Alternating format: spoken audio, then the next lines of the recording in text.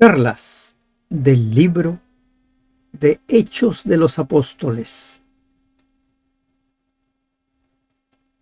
¿Qué entendemos nosotros por el bautismo de Juan? ¿Qué significa el bautismo de arrepentimiento y recibir el Espíritu Santo? ¿Qué sucedió en Éfeso durante los 2 años que estuvo Pablo allí? Padre nuestro que estás en los cielos, te pedimos, Señor, que nos guíes a lo largo del estudio del capítulo 19 de Hechos. Danos sabiduría, Señor, para entender tu mensaje, para entender tu palabra y para encontrar las verdades para nuestra vida. En el nombre de Jesús te lo pedimos. Amén. Buen día, hermanos y hermanas de esperanza. Estamos ingresando al capítulo 19 del libro de Hechos de los Apóstoles. En el capítulo 18 vimos el ministerio de Pablo en Corinto y ahora vamos a ver el ministerio de Pablo en Éfeso. Cuando tiempo después de haber estado en Éfeso, Pablo escribe su carta a los Efesios, en los versículos 17 y 18 dice lo siguiente Pablo: le pido a Dios, el glorioso Padre de nuestro Señor Jesucristo, que les dé sabiduría espiritual y percepción para que crezcan en el conocimiento de Dios. Pido que les inunde de luz el corazón para que puedan entender la esperanza segura que Él ha dado a los que llamó, es decir, su pueblo santo, quienes son su rica y gloriosa herencia. ¿Qué está pidiendo Pablo? Que cada uno de los creyentes entienda el mensaje, Dios les ilumine y comprendan el mensaje. Y cuando uno comprende el mensaje, va a vivir de acuerdo a ese mensaje.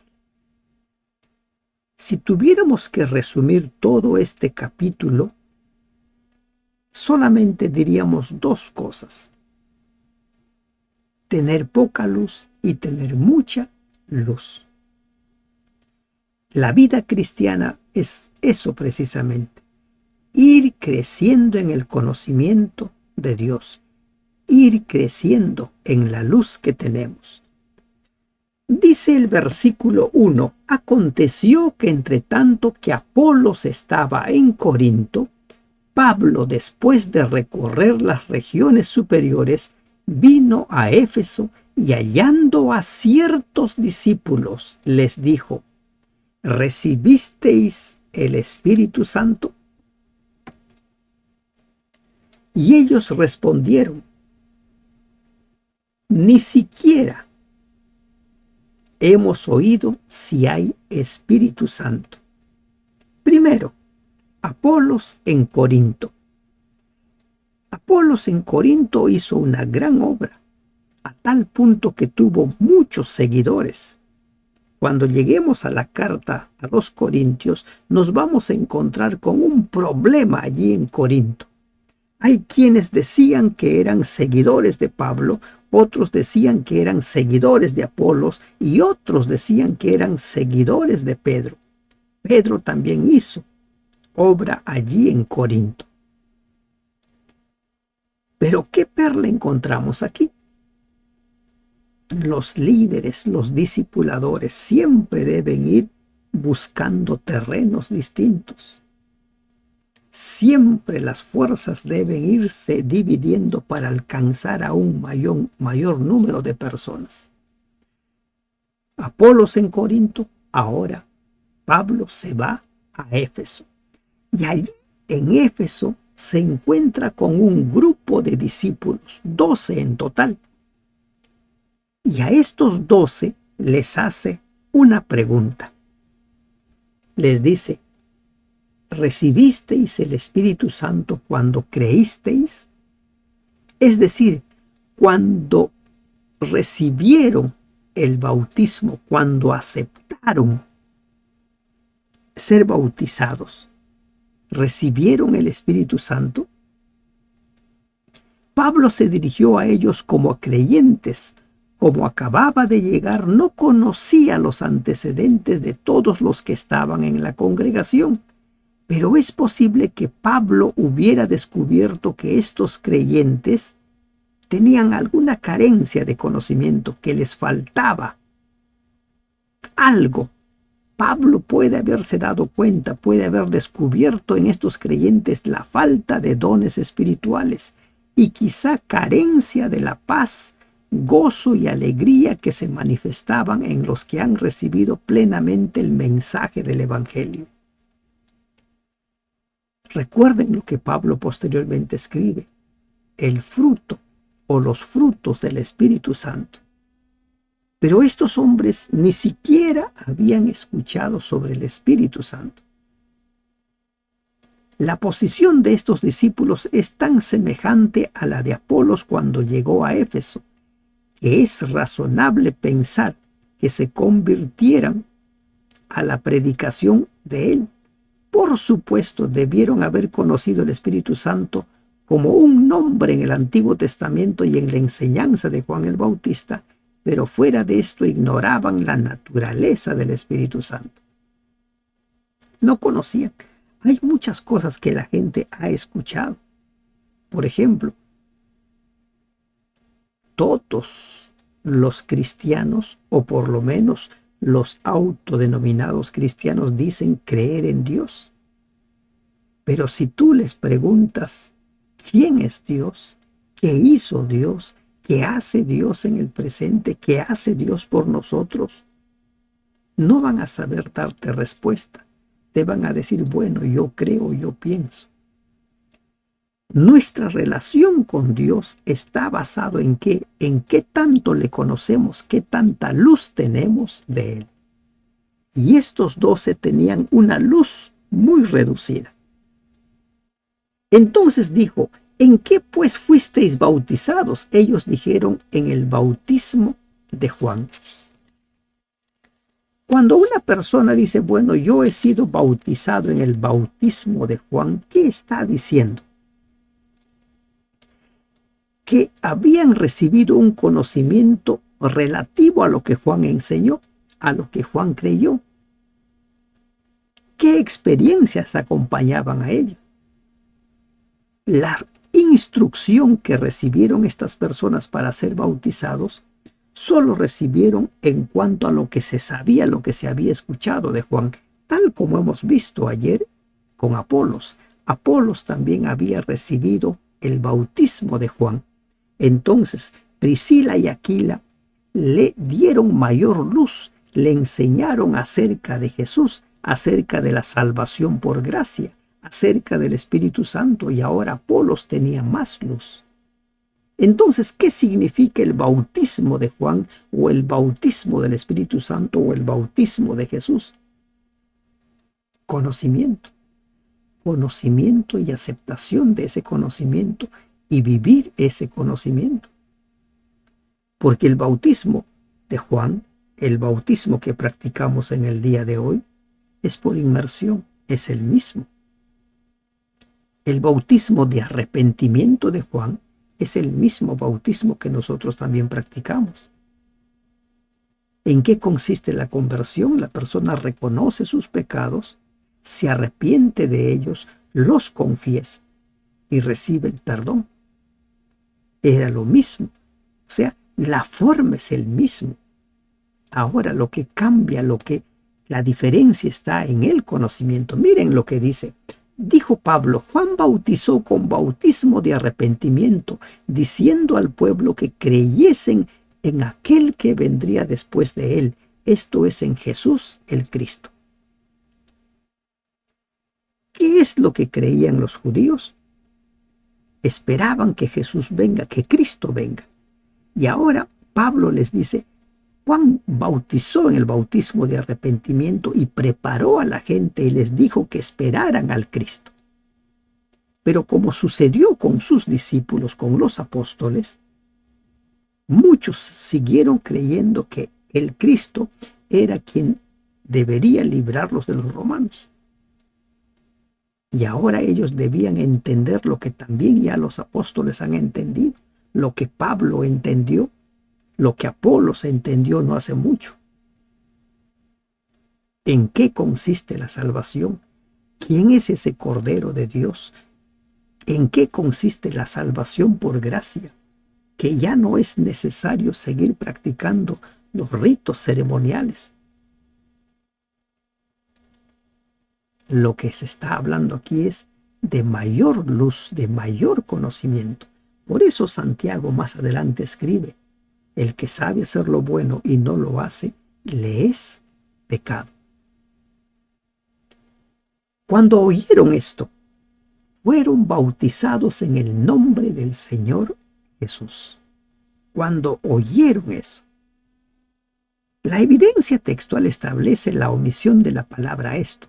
Lo que escucharon estos conversos sin duda no fueron las sencillas declaraciones de que Jesús era el Mesías, sino los argumentos con citas del Antiguo Testamento con los cuales Pablo demostró que eso era verdad, comprobando que en Jesús se había cumplido el Antiguo Testamento. Aunque la descripción es breve en el relato, la convicción de ellos no fue necesariamente repentina, sino una completa instrucción. Y ahora, una reflexión. Cuando nosotros damos estudios bíblicos y llevamos las personas al bautismo, ¿qué tanta luz tienen esas personas? ¿Tienen una luz reducida como los que se bautizaron en el bautismo de Juan? ¿O tienen una luz bien clara como el ser bautizados en el nombre de Jesús? Pero miren, la diferencia no es la forma, la diferencia es el fondo, el contenido. ¿Qué tanta luz estás recibiendo? ¿Qué tanta luz estás dando? ¿Qué cosas aún te faltan entender? ¿Qué cosas ya entiendes desde que fuiste bautizado? ¿Qué tanto tu luz ha ido creciendo? Entonces fueron bautizados, dice, en el nombre del Señor Jesús. Aquí tenemos un ejemplo de personas rebautizadas después de recibir una verdad vital, pero nueva para ellos. Sin embargo, esto no autoriza para rebautizar con frecuencia. El rebautismo debería ser administrado raras veces. Aquí se produce porque prácticamente hay un nuevo entendimiento. ¿Qué es el bautismo en sí? El bautismo es lo mismo que el pacto. Es una relación que entramos nosotros con Dios, una relación de intimidad. Es como que antes estuvieras casado con otra persona porque no conocías completamente a esa persona. Y ahora estas personas fueron rebautizados porque tuvieron mayor conocimiento, entendieron qué es el Espíritu Santo, entendieron qué es la salvación por gracia, aceptaron a Jesús como el Cristo, aceptaron al Cordero de Dios. El rebautismo es factible. Hay quienes se oponen al rebautismo y hay quienes van al otro extremo. Continuamente se están rebautizando. Salen, entran, salen, entran. ¿Y qué sucedió? Y habiéndoles impuesto las manos, vino sobre ellos el Espíritu Santo y hablaban en lenguas y profetizaban. Les impuso las manos. La práctica común en nuestros días, la imposición de las manos solo se da para con los pastores, los ancianos, los diáconos, cuando se los va a consagrar. Pero aquí encontramos, y como hemos visto ya en pasajes anteriores, la imposición de las manos sobre los miembros de la iglesia. Y aquí se impone las manos sobre los 12 que formaban esta pequeña congregación. Y dice, vino sobre ellos el Espíritu Santo. Esta fue una experiencia que compartieron varios cuyo bautismo está registrado en el libro de los Hechos. En esta ocasión descendió el Espíritu Santo a fin de que se realizara la gran obra que haría en Éfeso. Siempre que el Espíritu Santo desciende con poder, desciende con un propósito. Cuando Apocalipsis 18 habla que la tierra será iluminada, la iglesia será bautizada con el poder del Espíritu Santo. Todos los miembros debemos recibir el bautismo del Espíritu Santo. Todos. Todos debiéramos suplicar que Dios nos bautice con el Espíritu Santo. Y ellos empezaron a hablar en lenguas y profetizaban. ¿Y por qué hablar en lenguas? Ya hemos visto en Hechos 2 cuando se produce el derramamiento del Espíritu Santo, porque había gente de otros lugares con su propio lenguaje. No es esto de hablar lenguas un espectáculo, un show que hace que el Espíritu Santo no brindemos nosotros, no, es con un propósito. ¿Y cuántos eran? Eran 12. 12. Muy familiar la cantidad, ¿verdad? La narración sugiere que estos 12 formaban un grupo que tal vez asistía a las reuniones de la iglesia, pero sin compartir plenamente la vida de ella hasta ese momento. Ahora estos 12 nacieron de nuevo. El bautismo del Espíritu Santo es también el nuevo nacimiento. El bautismo del Espíritu Santo es también entrar en lo que nosotros conocemos como el nuevo pacto. Luz, mayor conocimiento, pero ese conocimiento lo vamos nosotros aplicando y ellos empezaron a vivir de acuerdo a ello. Y entrando Pablo en la sinagoga, habló con denuedo por espacio de 3 meses, discutiendo y persuadiendo acerca del reino de Dios. Esta palabra discutiendo para algunos nos suena a confrontación, pero discutir en este contexto está hablando de enseñarles, dejar en claro, demostrar que lo que se está diciendo está fundado en.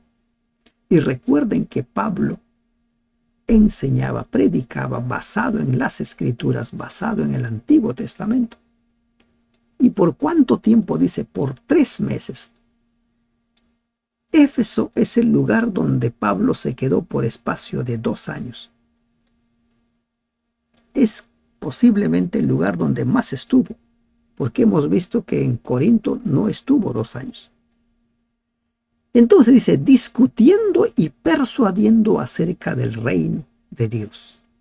¿Cuál era el mensaje de Pablo? ¿Cuál era la verdad presente de Pablo?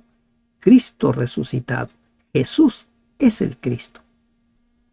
Y va a haber un día de juicio. Recuerden el mensaje presentado en Atenas. ¿Y qué sucede? Pero endureciéndose algunos y no creyendo, maldiciendo el camino de delante de la multitud. Una vez más se levanta la oposición, una vez más vemos magnificado el conflicto de los siglos.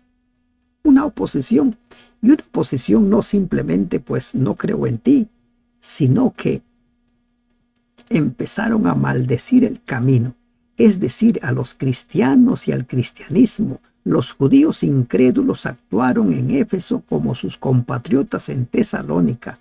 Probablemente mostraron su odio a Pablo, intentando que los gentiles se volvieran contra él. Y ante esta oposición férrea, encarnizada, Pablo lo que hace es lo mismo que ya hizo en las congregaciones anteriores. Recuerden en Tesalónica. ¿Qué hizo? Pues bien, ustedes no quieren escuchar, me retiro.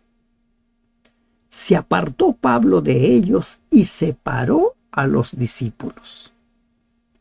Todos los cristianos que formaban parte de la congregación en la sinagoga se retiraron, así como los judíos que estaban interesados en las enseñanzas de Pablo.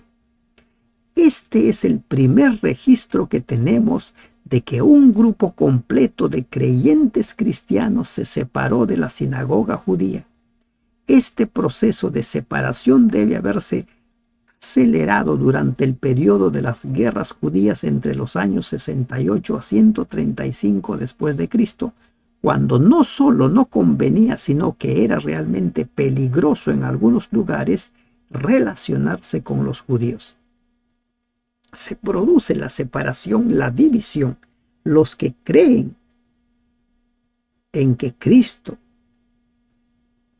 es el Salvador, los que creen en el Evangelio que Pablo está presentando y los que se mantienen con las creencias de los judíos. Una vez más les invito, vean lo que está sucediendo para luego entender por qué es que Pablo escribe su carta a los Efesios y por qué le da ese contenido, ese significado. Se apartó de ellos y separó a los discípulos, discutiendo cada día en la escuela de uno llamado tirano. Les decía hace un momento, la palabra discutir que utiliza esta versión no significa confrontarse, porque aquí ya está con los creyentes, con los cristianos. Solo los creyentes, ya no había los judaizantes. ¿Y dónde empezaron a reunirse? En la escuela de uno llamado tirano. Tirano. ¿Qué es lo que nos dice el comentario bíblico sobre Tirano? ¿Quién era Tirano? La escuela de Tirano, lo cual sugiere que Tirano pudo haber sido una persona bien conocida. Nada más se sabe con certeza acerca de él. Pudo haber sido un maestro de filosofía o de retórica, pero difícilmente habría sido completamente pagano, pues es probable que no hubiera permitido que su aula de clases fuera usado por el maestro de una nueva fe. Era ridiculizado en ciertos círculos. Recuerden lo que sucedió en Atenas. Entonces Tirano les da su espacio para que ellos empiecen a congregarse.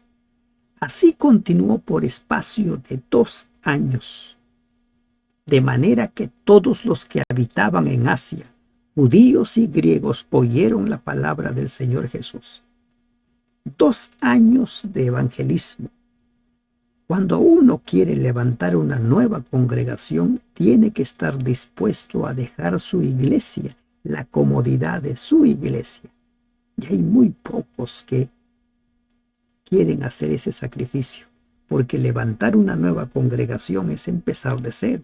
No hay las comodidades que hay en tu iglesia, pero estamos llamados a levantar nuevas congregaciones. ¿Y Pablo cuánto tiempo se quedó? 2 años. Se dice que 3 años es un tiempo moderado, suficiente para dejar establecido una congregación, para dejar líderes bien establecidos.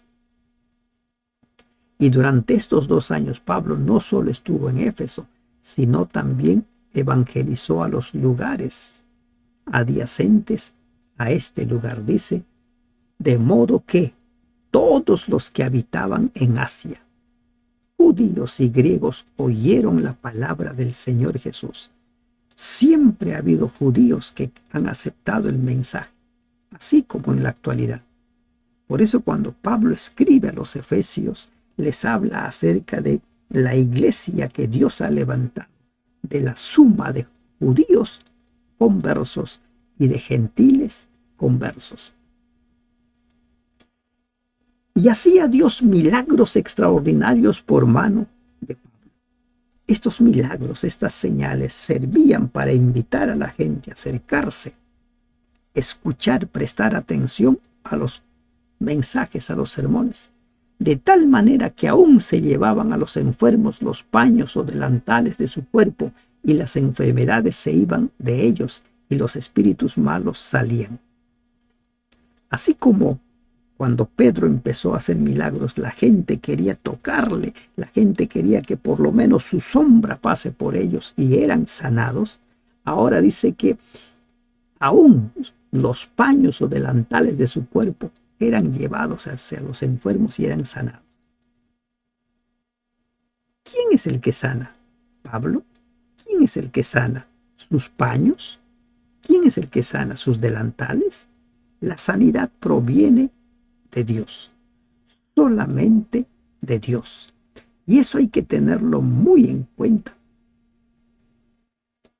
Hoy en día hay congregaciones que venden astillas de la cruz de Cristo, lapiceros milagrosas, rosas milagrosas, aguas milagrosas.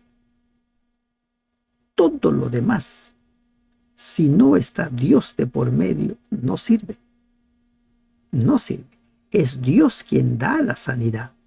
Es Dios quien hace sus milagros. Pero lamentablemente, como sucedió con los judíos en el tiempo de Moisés, Moisés levantó la serpiente de bronce. Y Moisés pidió, por orden de Dios, que miraran a la serpiente para sanarse. Pero ¿qué sucedió con los judíos, con los israelitas? Hasta los tiempos del rey Ezequías tenían esa serpiente y se había convertido en un objeto de culto. Ezequías tuvo que destruirlo. Hoy en día circula por todo el mundo supuestamente astillas de la cruz de Cristo, ¿no? O incluso otros que venden ciertos amuletos fetiches supuestamente que son milagrosos. Solo Dios puede hacer esos milagros. Los demás pueden ser instrumentos, pero es Dios quien hace el milagro. Y Dios no necesita ni de paños ni de nada. Recuerden los milagros que hizo Jesús. Dijo y fue hecho.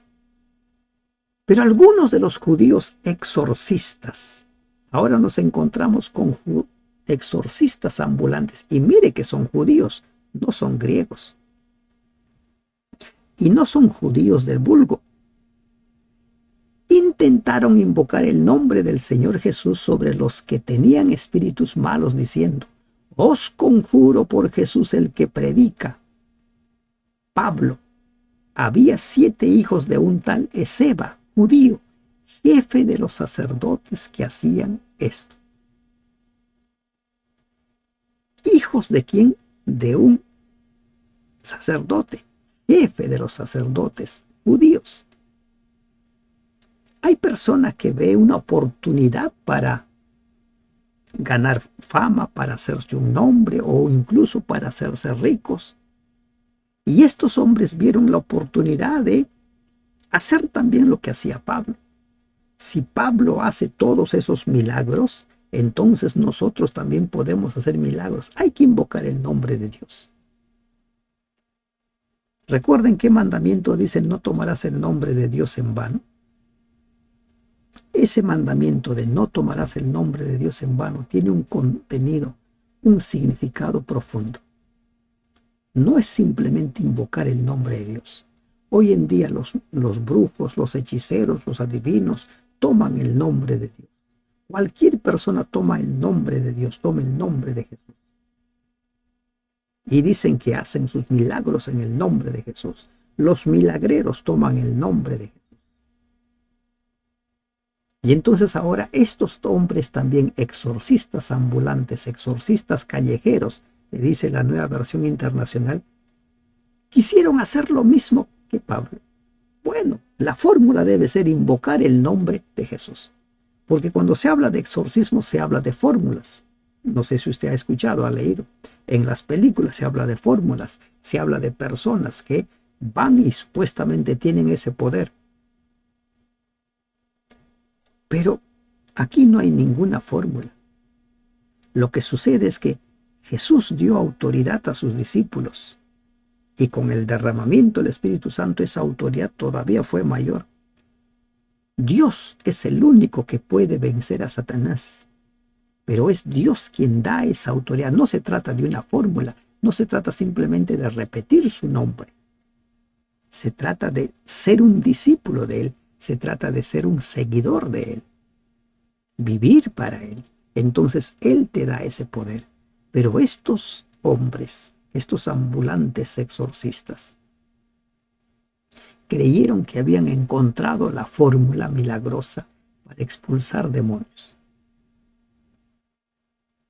Pero no se trata de fórmulas, se trata de que Jesús vive en ti. Se trata de que lo hayas aceptado como tu Salvador, de que tú eres su discípulo. Pero respondiendo el espíritu malo, miren lo que dice el espíritu malo. A Jesús conozco y sé quién es Pablo, pero vosotros, ¿quiénes sois? ¿Quiénes son ustedes? Tenían temor al nombre de Jesús cuando lo pronunciaba un hombre como Pablo, pero no se sintió autorizado ante esos fingidores. No se sintió aterrorizado el demonio ante esos fingidores. ¿Recuerdan cuando Jesús estuvo en el monte de la Transfiguración? Descendió con Pedro, Santiago y Juan y encontró allí en el llano un tumulto. Un hombre había llevado a su hijo poseído y los apóstoles no pudieron expulsar ese demonio. Solo Dios tiene poder para expulsar los demonios. Solo Dios te puede dar ese poder. Y Satanás dice, conozco a Jesús, sé quién es Pablo. Y la pregunta es, ¿nos conoce a nosotros? ¿Sabe quiénes somos nosotros? Y aquí cuando está hablando de sé quién es, no se está refiriendo a que conozco su nombre, sino quién es, para quién vive, para quién trabaja, a quién sirve. ¿Nos conoce así Satanás a nosotros? ¿Sabe para quién trabajamos, a quién servimos, discípulos de quiénes somos? Y el hombre en quien estaba el espíritu malo, saltando sobre ellos y dominándolos, pudo más que ellos, de tal manera que huyeron de aquella casa, desnudos y heridos. Estos que habían creído que encontraron la fórmula mágica para expulsar demonios, no pudieron con los demonios y salieron espantados, desnudos, salieron corriendo. Esto evidencia de que Satanás es un enemigo poderoso para nosotros y la única esperanza que tenemos de vencerlo es con el poder que Dios nos da. ¿Y cuándo es que recibimos ese poder? Cuando vivimos para Él. Y lo que sucedió, esto fue notorio a todos los que habitaban en Éfeso, así judíos como griegos, y tuvieron temor todos ellos, y era magnificado el nombre del Señor Jesús. Insisto, no se trata de fórmulas. Hay gente que dice, yo creo en Dios, yo oro a Dios, pero no le quieren entregar su vida a Dios. Si no le entregas tu vida a Dios, puedes orar, puedes hacer lo que quieras, simplemente será una fórmula.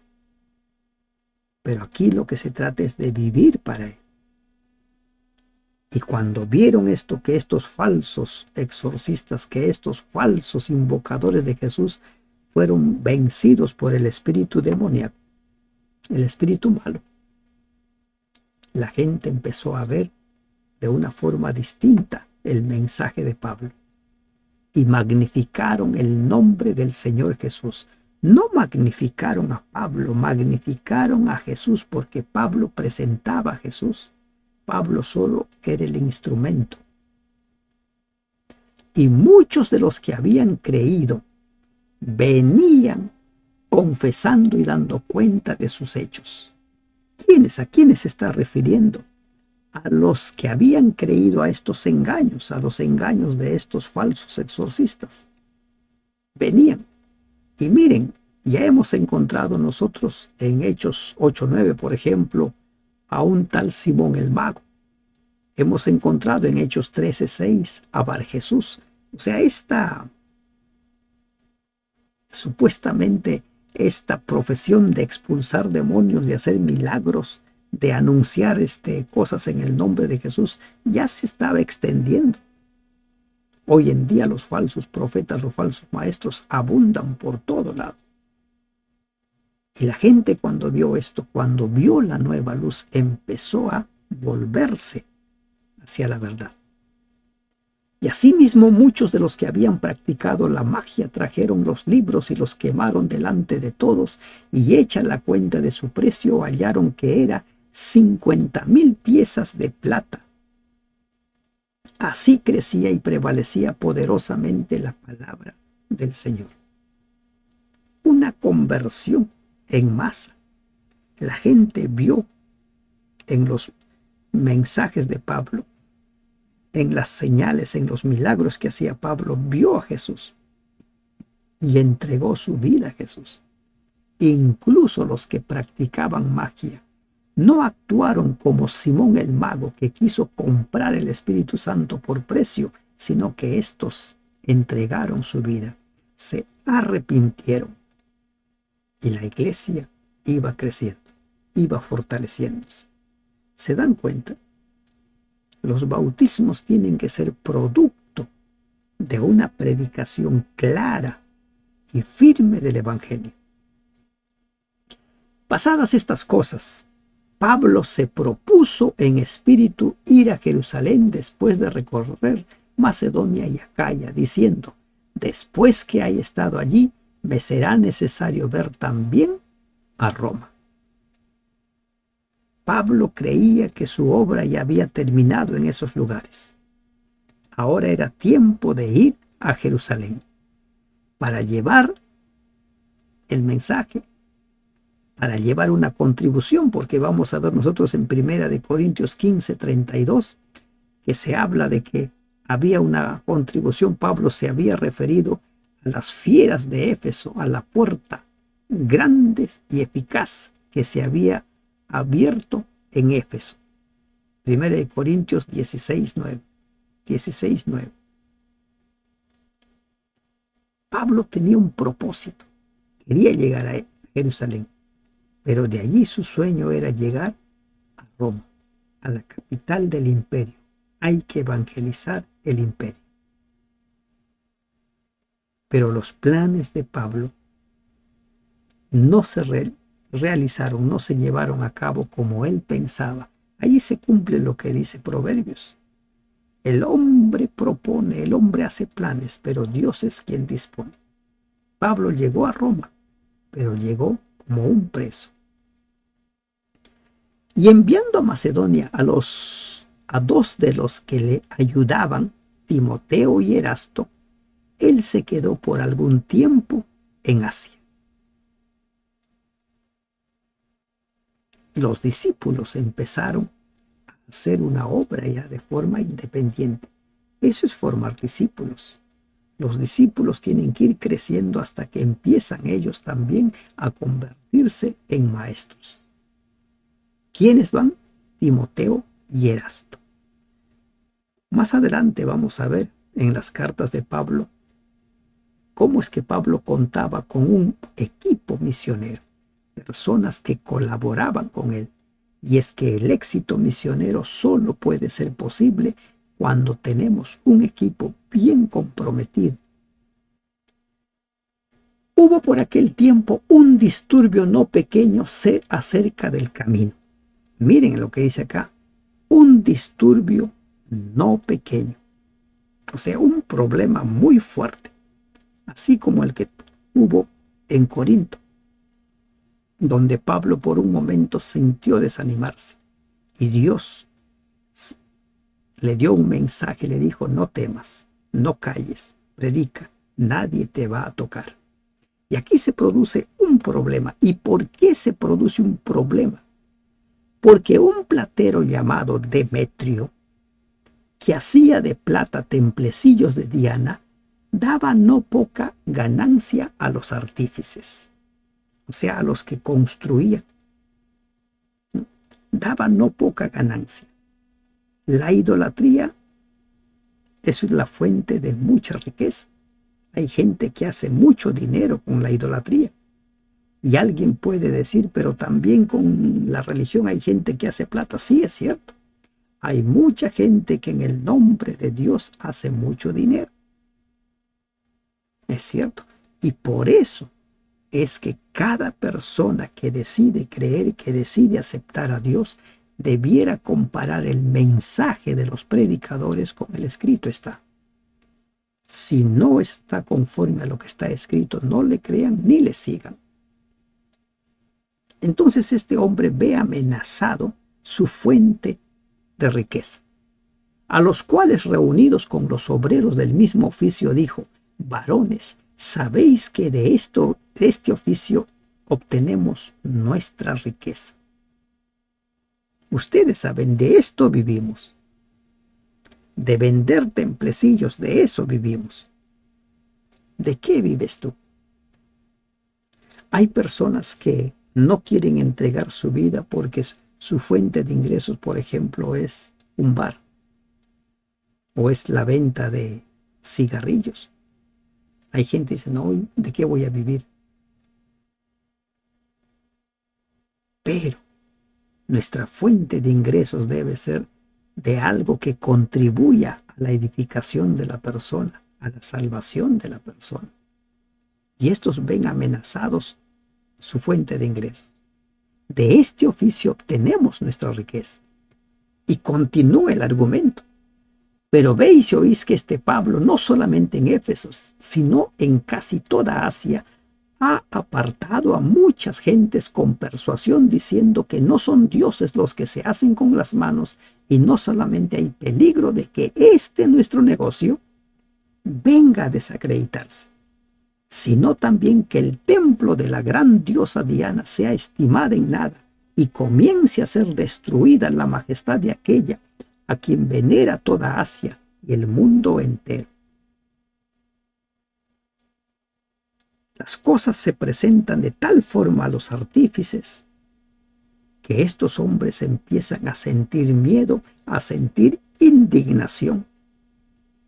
Y entonces cuando a ellos se les dice, miren, no solo vamos a perder nuestra fuente de ingresos, nuestro medio de vida, sino que también lo que nosotros creemos, en quien nosotros creemos, va a ser echado por tierra. Cuando oyeron estas cosas se llenaron de ira y gritaron diciendo, grande es Diana de los Efesios. No es tan difícil manipular a las personas. Y cuando de por medio toca sus intereses, todavía es más efectivo. Y a ellos se les dijo, tus creencias y tu riqueza va a ser afectado. Son dos temas por los cuales la gente es capaz de dar la vida, por sus creencias y por su riqueza. Y la ciudad se llenó de confusión y aún se lanzaron al teatro arrebatando a Gayo y a Aristarco, macedonios compañeros de Pablo. Hay que hacer algo, hay que atacar. Y se fueron contra Gayo y Aristarco, dos líderes religiosos, dos compañeros de Pablo. Ellos estaban dispuestos a eliminarlos, a sacarlos, a botarlos. ¿Por qué? Porque se había amenazado sus creencias y su riqueza. Y queriendo Pablo salir al pueblo, los discípulos no le dejaron. Pablo quería ir. Dijeron, no, miren, aquí encontramos también nosotros lo que es el trabajo en equipo. Algunas personas son impulsivas, otros son más calmos. Algunas personas evalúan el problema, otros no evalúan el problema. Algunos creen que pueden dar solución a un problema de una manera, otros ven de forma distinta. Aquí Pablo pudo arriesgarse. Entonces los compañeros le aconsejaron, no lo hagas. También algunas de las autoridades de Asia, que eran sus amigos, tenía buenos contactos, tenía una vida social muy fructífera, Pablo. Las autoridades, que eran sus amigos, le enviaron recados rogándole que no se presentase en el teatro porque el alboroto era muy grande. Era peligroso que él se presente. Unos pues gritaban una cosa y otros otra, porque la concurrencia estaba confusa y los más no sabían por qué se habían reunido. Lo que sucede, ¿no? En las grandes manifestaciones, 1,000, 2,000, 10,000, 20,000 personas, solo un grupo pequeño sabe por qué han convocado a la gente a manifestarse, a protestar. Preguntas a las multitudes por qué lo hacen, no saben darte razón. Lamentablemente las masas son fáciles de manipular. Y aquí había una confusión. Hay que gritar. ¿Qué están gritando? Bueno, pues hay que gritar. No sabían por qué gritaban, pero estaban gritando. Y eso suele suceder. Y sacaron de entre la multitud a Alejandro, empujándole los judíos. Alejandro. Este Alejandro fue posiblemente el calderero de 2 de Timoteo 4:14, que le hizo mucho mal al apóstol Éfeso. Posiblemente. Lo sacan a Alejandro. Alejandro quiere hablar. Pero entonces dice, Alejandro pide silencio con la mano. Quería hablar en su defensa ante el pueblo. Pero cuando le conocieron que era judío, todos a una voz gritaron casi por 2 horas: grande es Diana de los Efesios. El alboroto era de origen netamente pagano. Griegos contra judíos. Demetrio era un pagano fabricante de ídolos y su acusación contra Pablo solo podía tener significado para los paganos. Sin duda, se sabía que Pablo era judío y los judíos de Éfeso, que también se negaban a adorar a Artemisa, indudablemente temían que el motín se convirtiera en una matanza de judíos. Por lo tanto, la defensa de Alejandro sin duda trató de presentar, ¿no? Consistía, ¿no? Esta defensa que Alejandro pretendía dar para calmar los ánimos y para evitar esa persecución. Pero como supieron que era judío, continuaron gritando: grande es Diana. Entonces viene una autoridad, el escribano. Cuando había apaciguado a la multitud, dijo: varones efesios, ¿y quién es el hombre que no sabe que la ciudad de los Efesios es guardiana del templo de la gran diosa Diana y de la imagen venida de Júpiter? Este escribano mostró mucha inteligencia para calmar a las masas. Reforzó sus creencias. ¿Por qué atacar las creencias cuando la multitud está desbocada? Les dice: ¿quién no conoce a Diana? ¿Quién no sabe quién es? Puesto que esto no puede contradecirse, es necesario que os apaciguéis y que no hagáis nada precipitadamente. Calmados. Ustedes están alborotados por nada. La creencia, la aceptación de Diana es general. ¿A ti te han hecho cambiar? No, a ti no. Entonces, ¿por qué estás gritando? Lamentablemente, las masas son fáciles de manipular. No te dejes manipular. Ahora este hombre les hace entrar en razón. Porque habéis traído a estos hombres sin ser sacrílegos ni blasfemadores de vuestra diosa. Mire lo que está diciendo. Ellos no son sacrílegos. El fabuloso templo de Éfeso tenía una cámara grande de tesoros. Por lo tanto, el delito no podía ser desconocido por el pueblo.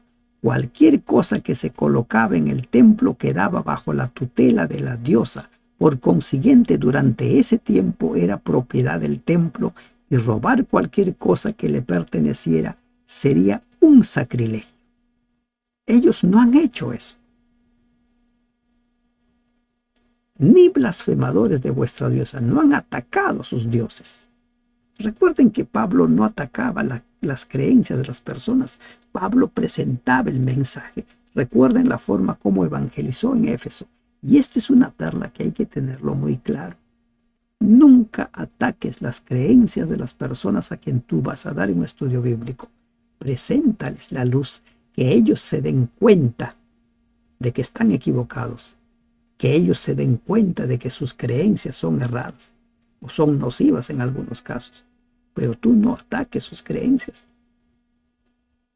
Que si Demetrio y los artífices que están con él tienen pleito contra alguno, audiencias se conceden y procónsules hay, acúsense los unos a los otros, y si demandáis alguna otra cosa en legítima asamblea se puede decidir. Este era un líder. Este sabía manejar las multitudes. Dominio de grupo, dominio de multitudes no es fácil, pero aquí encontramos nosotros una lección: cómo calmar a multitudes que están realmente desenfrenadas. Se toca sus creencias, se los calma en base a sus creencias, en base a lo que supuestamente están pidiendo, supuestamente por lo que están indignados. Porque peligro hay de que seamos acusados de sedición por esto de hoy, no habiendo ninguna causa por la cual podamos dar razón de este concurso. ¿Qué vamos a decir a los embajadores de Roma, a los enviados, si nos preguntan sobre este caso? ¿Qué les vamos a decir? ¿Por qué se produjo este alboroto? ¿Por algo que pensamos? ¿Por algo que imaginamos? Miren, muchos supuestos. ¿Qué pasó con Demetrio? Demetrio vio que sus ingresos eran amenazados. Se empezó a imaginar que pronto se quedaría sin fondos. Y entonces manipuló a los artífices y estos al pueblo y se fueron contra los judíos. Y habiendo dicho esto, despidió la asamblea. Se calmó la masa.